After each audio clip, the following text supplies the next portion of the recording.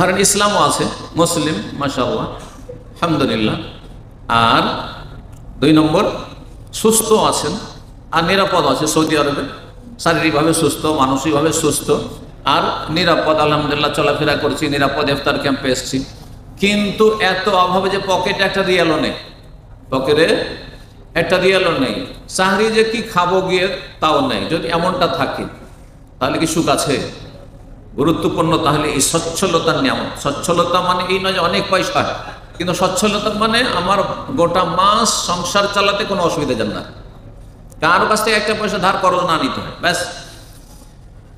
নেমাতুল গিনা, সচ্ছলতার নিয়ম, আল্লাতী লা ইয়াতিমুল আইশু ইল্লা বিহা। মানুষ জীবন যাপন করতে পারে না, পয়সা ছাড়া মানুষ জীবন যাপন করতে পারে না। কারণ সংসার চালাতে আপনাকে ধরেন মাসে যে টাকাটা পাঠাইতে হচ্ছে, ওই টাকাটা আপনাকে দিতে হবে, আপনার স্ত্রীর খরচ দিতে হবে, ছেলে মেয়ের খরচ দিতে হবে, বাপ মা টাকা পয়সা নেই, বাপ মাকেও চালাইতে হচ্ছে, তাদের খরচ দিতেই হবে।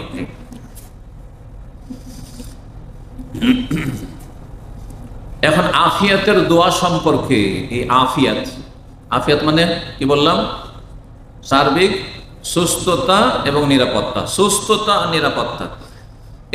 এই ক্ষেত্রে কিছু দোয়া, এই অল্প সময়ের মধ্যে, বেশি সময় নেই, বলার আগে আপনাদেরকে একটা কথা জিজ্ঞাসা করি। আপনাদের অধিকাংশ মানুষ আলহামদুলিল্লাহ সুস্থ, তাই না? সুস্থ মানুষের চাওয়ার লিস্ট অনেক লম্বা। যদি আপনাদেরকে বলা হয় যে আল্লাহর কাছে যা চাও দোয়া করো, তাহলে আপনাদের লিস্ট অনেক লম্বা হয়ে যাবে, ঠিক না?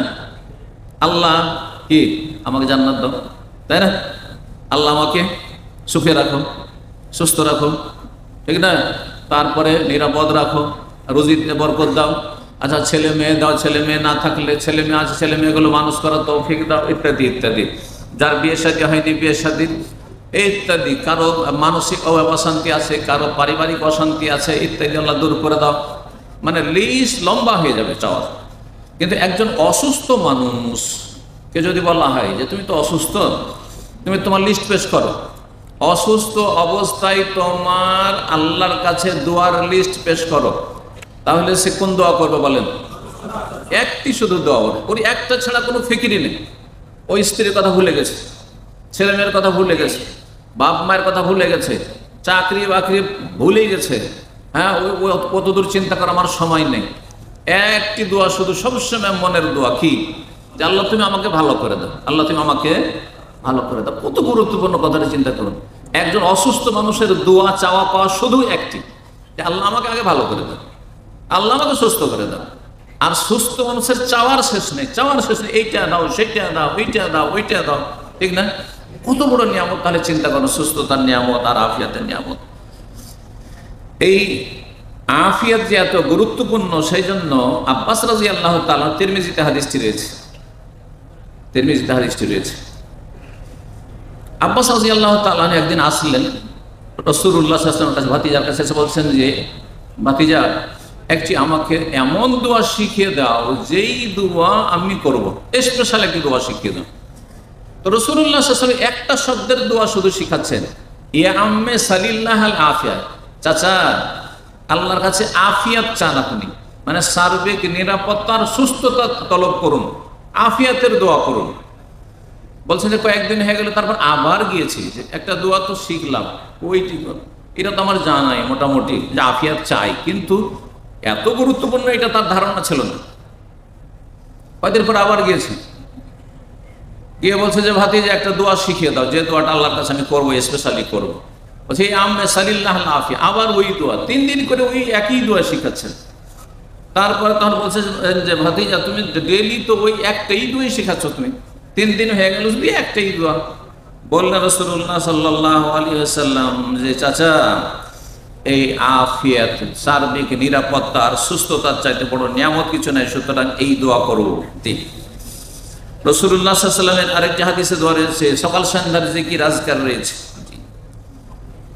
সকালের দোয়াতে পড়তেন, বলছেন যে ইয়া আবাতি ইন্নী আসমাউকা তাদকুল্লা গাদাতিন আল্লাহুম্মা আফিনি ফি বাদানি, আল্লাহ শারীরিকভাবে আমাকে আফিয়াত দান করো, মানে শারীরিকভাবে সুস্থ রাখো। আল্লাহুম্মা আফিনি ফি সামঈ, আমার শ্রবণ শক্তি সুস্থ রাখো। আল্লাহুম্মা আফিনি বি বাসারি, আমার দৃষ্টি শক্তি সুস্থ রাখো। লা ইলাহা ইল্লা আনতা, তিন বের করে পড়তে বলেছেন, ওয়াহিনা তুমসি, সকালে এবং বিকেলে। হাদিসটি আলাদাউল মুফরাদ এবং বুখারী রাহমাহুল্লাহ নিয়েছেন, হাদিসটি হাসান। রাসূলুল্লাহ সাল্লাল্লাহু আলাইহি ওয়াসাল্লাম জানাজার দোয়ায় যে দোয়াগুলি পড়তেন, একটি তো হচ্ছে জানাজার দোয়া, অধিকাংশ লোকেরা কিন্তু আমাদের দেশে জানে না, অথচ জানাজা ফরজে কিফায়া, সুতরাং এই জানাজার দোয়া শিখা ফরজ। কি আল্লাহুম্মা আগফির লিহাইয়িনা ওয়া মাইয়িতিনা ওয়া শাহিদিনা ওয়া গায়িবিনা, এই দোয়া শিখা ফরজ, মুখস্থ করা ফরজ। তারপরে 2 নম্বর দোয়া কার মুখস্থ আছে একটু বলুন তো দেখি। 2 নম্বর দোয়া, হ্যাঁ কেউ আছে না? নাই? কি? আল্লাহুম্মা আগফির লাহু ওয়ারহামহু ওয়া আফিহি, ওই যে আফিহি, আল্লাহ একে নিরাপদ রাখো, মারা গেছে, মাইয়াতের জন্য জানাজা দোয়া, তারপর আল্লাহ তাকে আফিয়াত দাও, নিরাপত্তা দান করো। এখন তার সুস্থতা নেই, তার দুনিয়া থেকে চলে গেছে, কিন্তু নিরাপত্তা মানে এই যে কবরে নামাবো, আল্লাহ তুমি কি করো? নিরাপত্তা দান করো। তারপর এই যে রমজান মাসে কুনুত পড়ছেন, হ্যাঁ, আল্লাহুম্মা হদিনি ফিমান হাদাইত ওয়া আফিনি ফিমান আফাইত ওয়া আফিনি ফিমান আফাইত, আল্লাহ যাদেরকে সুস্থ রেখেছো, যাদেরকে নিরাপদ রেখেছো, তাদের দলে আমাকে শামিল করে, আমাকেও সুস্থ রাখো, নিরাপদ রাখো। এইরকম মেলাগুলি দোয়া রয়েছে এই মর্মে। এইরকমই 2 সিজদার মাঝখানে দোয়া, আল্লাহুম্মা আগফিরলি ওয়ারহামনি ওয়াহদিনি ওয়া আফিনি, আল্লাহ আফিয়াতের সাথে রাখো। 20টির মতো হাদিস রয়েছে এই মর্মে, এত গুরুত্বপূর্ণ বিষয়টি। সুতরাং সুস্থতা আর নিয়ামত, আর এই যে নিরাপত্তার নিয়ামতের গুরুত্ব দেবেন, এবং এই সুস্থতা নিরাপত্তাকে রক্ষা করার জন্য আল্লাহর শুকরিয়া বেশি বেশি আদায় করবেন। আল্লাহ রাব্বুল নিয়ামতকে নেকির কাজে লাগাবেন, গুনার কাজে লাগাবেন না, পাপের কাজ থেকে বেঁচে থাকবেন।